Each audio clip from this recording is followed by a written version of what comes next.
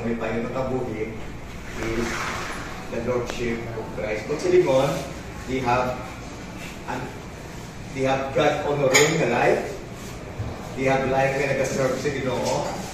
They have life that nag-relate o may relationship sa Ginoo. Ikatwa, intimacy. Intimacy. I think we know what this intimacy is. They are intimate as a couple. At the same time, they are living a life holding one another no matter what.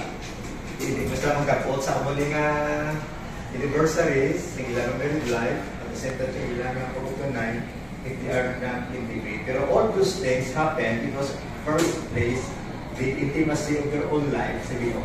And because of that, they were able to battle regardless of, I'm sure you understood when I say, binabattle ka married life na hindi easy ang kabuhin mas una kung mga nakitindi na sa akin. Pero the point is, sa ating journey as a couple, as a family, we know that there are so many things that we undergo, and we of course nga nag-lead sa aton, or we mag-portray, or mag-tempt sa aton to, to break as a married couple. Pero the point is, we praise the Lord for such Lordship of Christ and the intimacy ni Sir Godfrey and ni Ma'am Gina. Okay, letter F. Family focus. Tama po. From the Lord to their own life as a couple, this time, family focus. One of the secrets that I am revealing to you of these two couples is that they are family focus. So when we say family focus, I'm sure you understood that. Mga desire para sa pamilya, sa kabataan, and of course, even nag-grow older sila, padayon yapon ang journey, ang paghatag attention sa pamilya. It's good to see sa ilang kabataan dahil padayon na sila makakita sa ilang focus sa pamilya. So, this couple is family-oriented, focus in the family, and of course, they are such a responsible couple or married people sa ilang family. So that's the third secret. The fourth one, evangelistic purpose. Evangelistic purpose. Ano kaya nang group nyo lang? Like group. Ano sir? Of course, that's part of purpose. Kabalo ako nga sa inyong status as mga group of people. Dapat yung experience and in so many ways, ako in good faith nagapati kami padapo o mga naligo na sa kabuhi. Not only in your family, but even to others.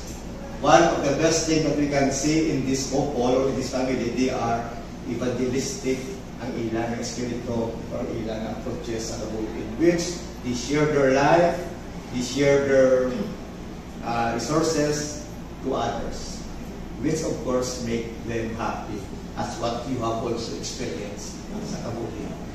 Sa totoo lang, sagay ka to sa tipon ng tipon, pero wala sa meaning ko sa ating bansa. So this couple is an example of such evangelistic heart, not only in terms of resources, but of course as far as the creation of God's goodness and love of God is concerned. So this is the life that we have. Lordship of Christ, intimacy, family focus, evangelistic purpose. And this what made your life fulfilled. Mas manabang kung nadalaan, sigurado ko sa ilang mga struggle.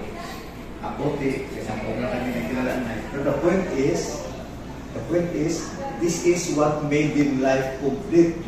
Regardless of imperfection, because in the first place, it is connected to God. It is connected to God. The rest, yes, there will be things that hard, there will be things that it seems nga daw hindi sa favorable sa ilang kabuhi, yet it made their life happy and complete because in everything, it is all with God's hand. And I would like to encourage kay Sir Godfrey, Ma'am Dina, to continue the mission that God had given you. And you are privileged na dapat mo group of people na nagandang sa inyo in which continually nga mag-support sa inyo in whatever endeavor or visions that God has given.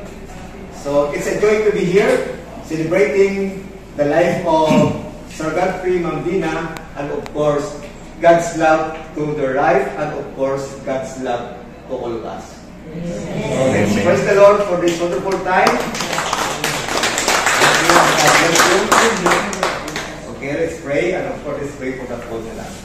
I request you all to stand, Sir and Ma'am.